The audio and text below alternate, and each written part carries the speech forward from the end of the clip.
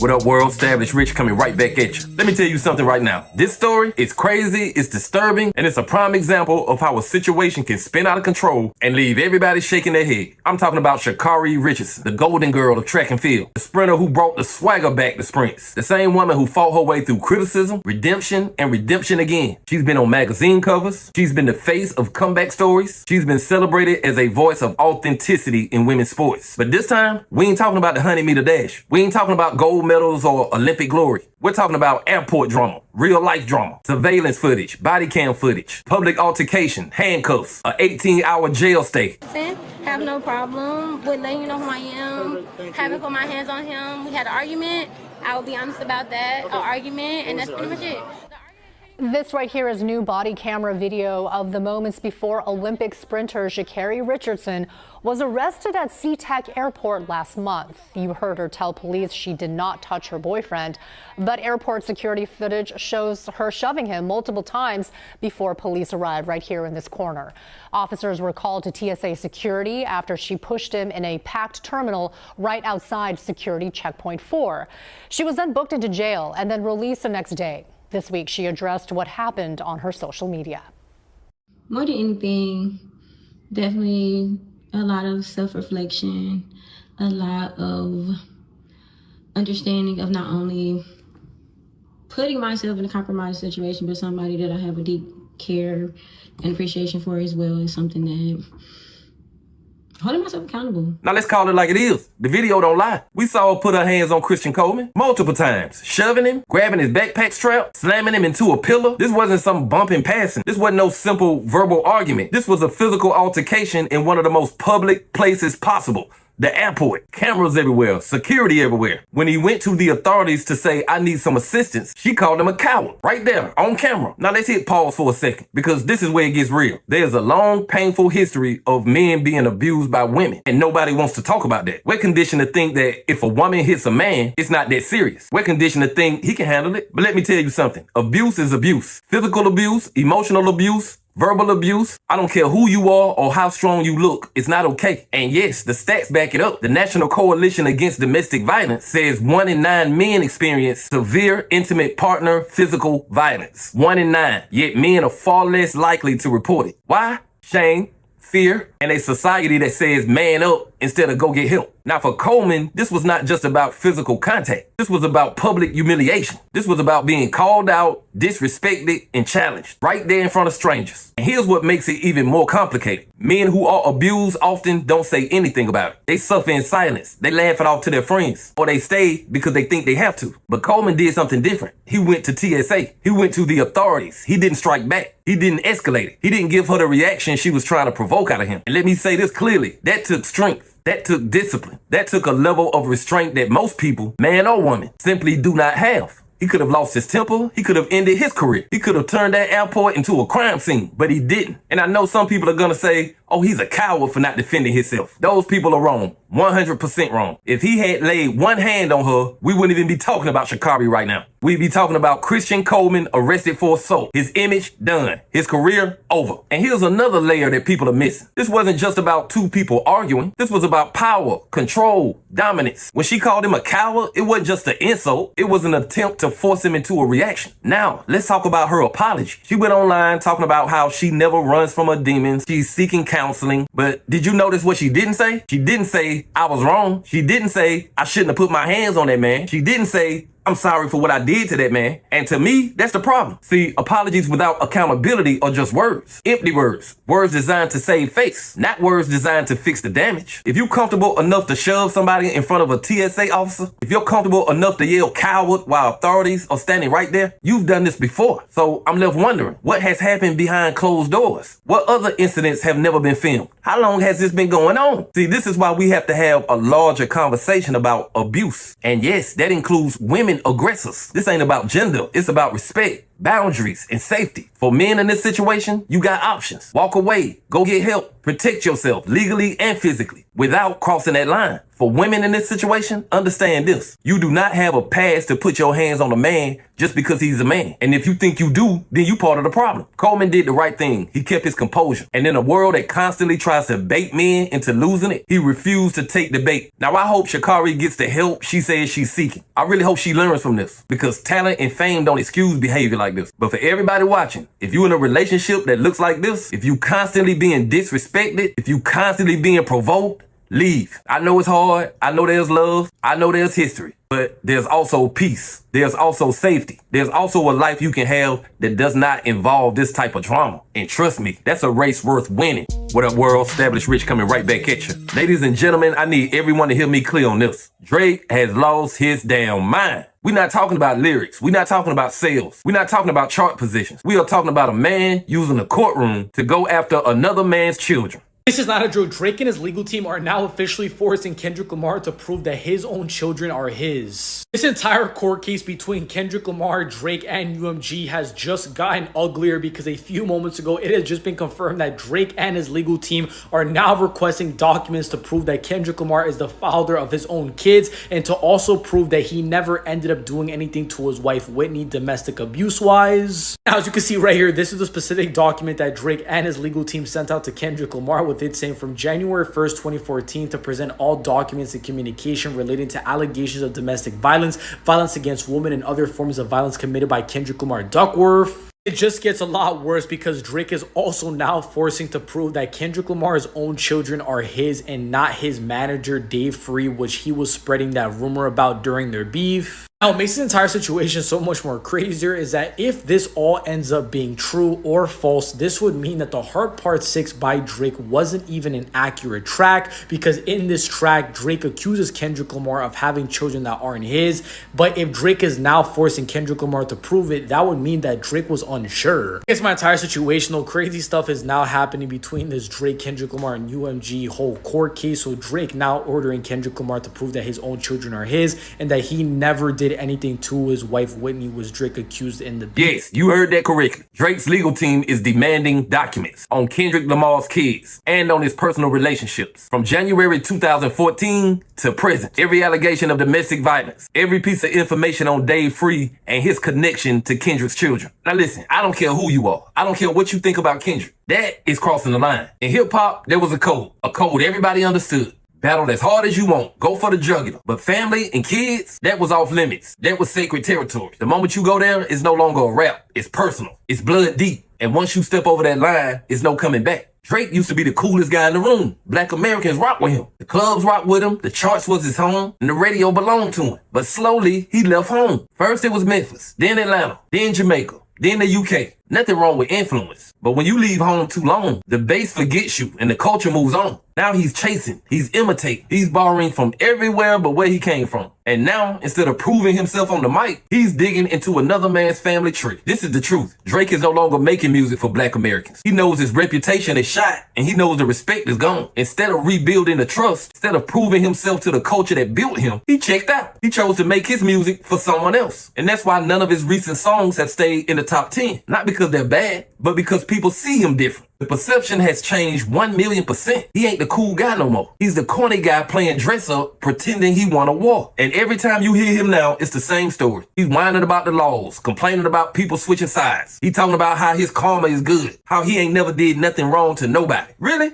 Everybody lying on you, Drake? Everybody? At what point do you look in the mirror and accept responsibility for something? And the sad part is, this lawsuit proves how far gone he is. You want to sue UMG because they're allegedly promoting Not Like Us? Fine, that's your right. But what does Kendrick's kids have to do with it? What does his family have to do with it? That move is so low, it's gonna change the way people look at you forever. And once that change happens, it ain't no recovering. The bottom line is, I'm not rooting for Drake, I'm not rooting against him. But this is pathetic. His career already will never be the same. His connection to the hip-hop culture will never be the same. And when the history books are written, this will not read like a win. It'll read like the moment the world saw that Drake had nothing left but lawsuits and low blows.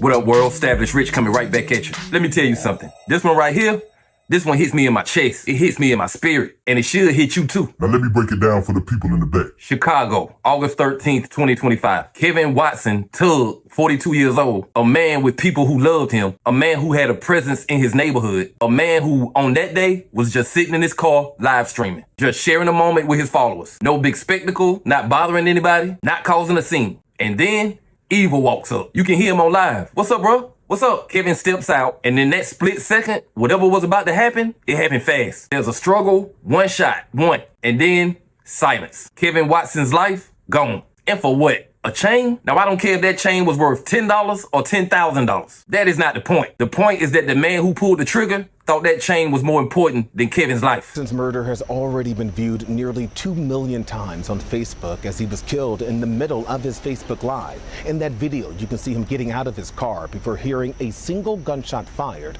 happening mere blocks away from this police station here in South Austin. Get into it with y'all, because y'all ain't got no respect. What's up, bro? What's up? Kevin Watson's final moments captured on Facebook Live as gunfire rang out in this parking lot Wednesday evening on Madison near LeClaire Avenue in Chicago's South Austin neighborhood. He was choking for breath. He was trying to struggle to breathe. All of it unfolding right after Watson left his cousin's job at this nearby liquor store to begin his Facebook Live in his car. I wouldn't let him walk out the store. He was a good man for this community. No matter what he done, he helped people, you know? He helped me get this job in there. Close friends turned heartbroken witnesses say as Watson was walking to his car. He was talking to a guy, and he was going to his car, and then the guy followed behind him.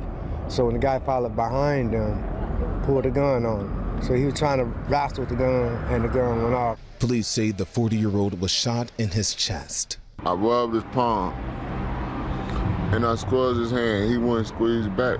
Relatives tell us he leaves behind a 6-year-old son and say Watson was killed just weeks shy of his own birthday. We're going to have to figure out how to move on and be strong day to day and help each other get past this, because this didn't just hurt one person, this hurt a lot of us. This is the sickness we living with in our communities. This is what I mean when I talk about how far gone we are in some areas. We've reached a place where the shine around your neck is a death sentence, where people watch your social media, spot your location, and instead of saying, yo, I like that piece, they say, I'm gonna take that piece. And here's the craziest part. The chain had that man's name on it. So let me ask you, what are you gonna do with a chain with somebody else's name on it? Who are you selling it to? A pawn shop? No. A jeweler? Nope. A friend? Maybe. But they'll know it's stolen. So again, this was not about value. This wasn't about money. This was about greed, about jealousy, about the twisted belief that taking from you somehow makes me bigger, better, or more respected. Newsflash, it don't. Kevin lost his life for nothing.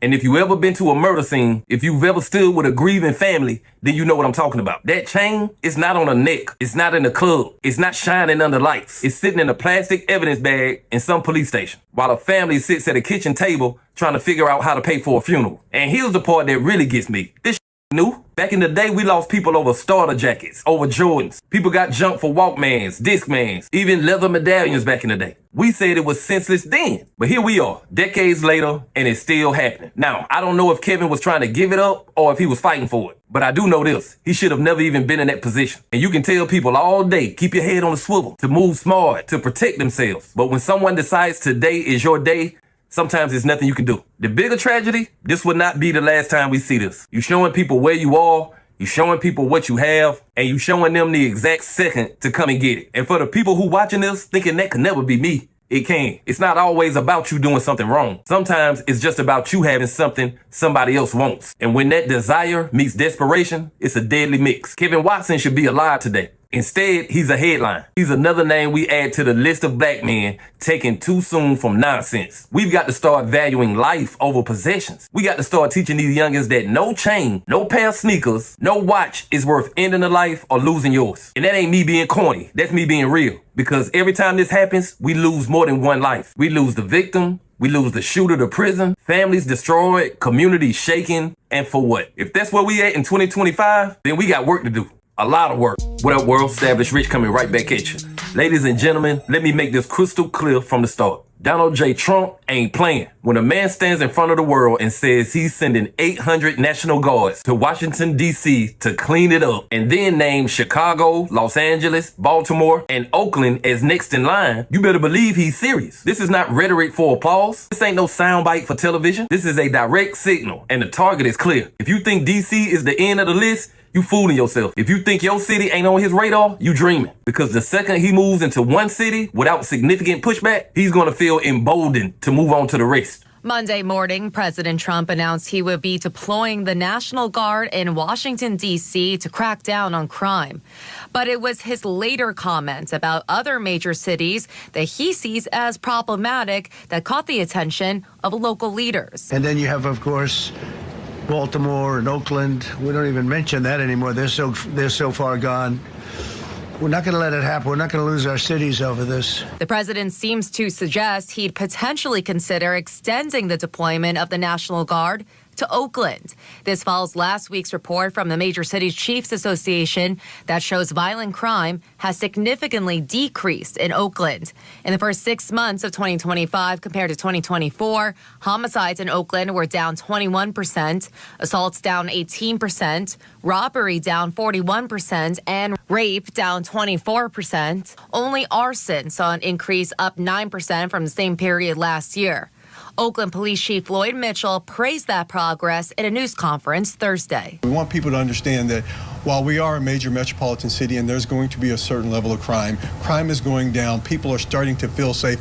Mayor Barbara Lee reacting to the president's comments in a statement saying in part, quote, President Trump's characterization of Oakland is wrong and not grounded in facts, but in fear-mongering. We're making real progress on public safety in Oakland, and while we acknowledge we have more work to do, we are doing this work each and every day. Oakland Councilmember Charlene Wong also disapproved of the president's remarks. The commonality seems to be that they're democratically run, rather than the fact that they are cities that have the highest levels of crime, punishing people who did not perhaps vote for him.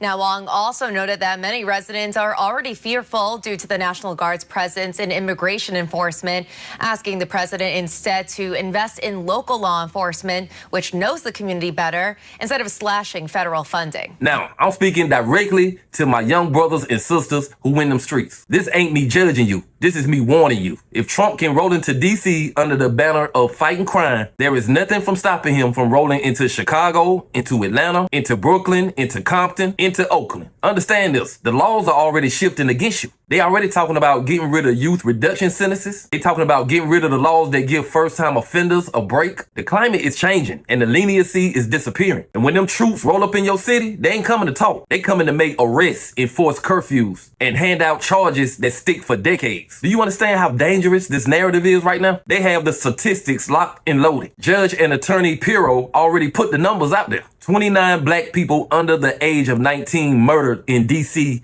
in 2024. We're only halfway through this year and it's already 15. Do you think the average American is going to cry foul when Trump says he's going to clean up those numbers? Because the truth is, a lot of people, including black folks in those same neighborhoods, are going to say it's about time. They tired of burying children. They tired of ducking gunfights. They tired of avoiding the gas station because it's a crew out there hustling. They tired of getting harassed walking into their own homes. You think every black person is going to automatically side with you because you black? Hell no. When the crime is this bad, when the community's fear is this high, sympathy for criminals vanishes fast. And if you think this is new, it's not. Reagan's war on drugs in 1984 put entire black communities under siege in the name of saving the streets. They flooded our neighborhoods with police, locked people up for decades, and left families destroyed. In the 1990s, Bill Clinton's crime bill promised to get tough on crime in the 90s. It gave us mandatory minimum sentences, 3-strike laws, and prisons bursting with young black men. And after Hurricane Katrina in 2005, New Orleans saw military-style policing in black poor neighborhoods. Checkpoints, curfews, armed patrols, all of it done under the banner of order and safety. So when I tell you Trump can and will do the same thing, I'm not speculating. I'm telling you there's a historical pattern of targeting urban black communities with aggressive law enforcement when the headlines justify it. Now here's the uncomfortable truth. There will be two camps of black America when Trump does this. One will say he's targeting us. This is racist. This is about controlling the black community. The other will say,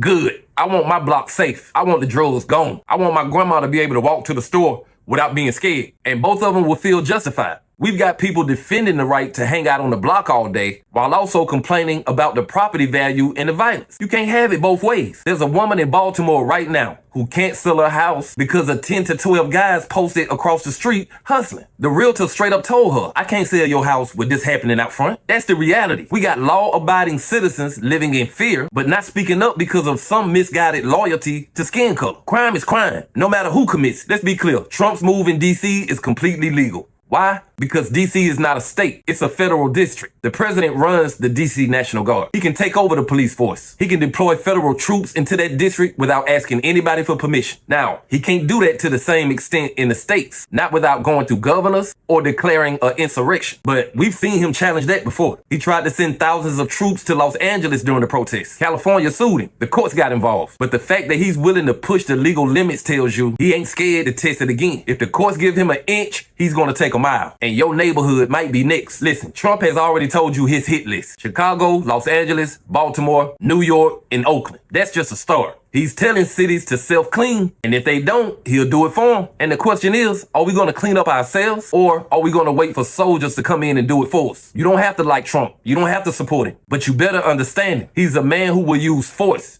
and he will do it in the name of law and order. And he will have millions of Americans cheering him on while he does it. So my message is simple. Don't give him the excuse. Don't give him the reason. Protect yourself by changing the game before the rules change on you. Because once they do, it ain't no winning from behind bars. This is the final warning. History has already told us how this movie ends. And this time, we have a chance to change the ending. But hey, that's just my opinion. What's yours? Like, comment, subscribe, establish rich. I'll be back with another one.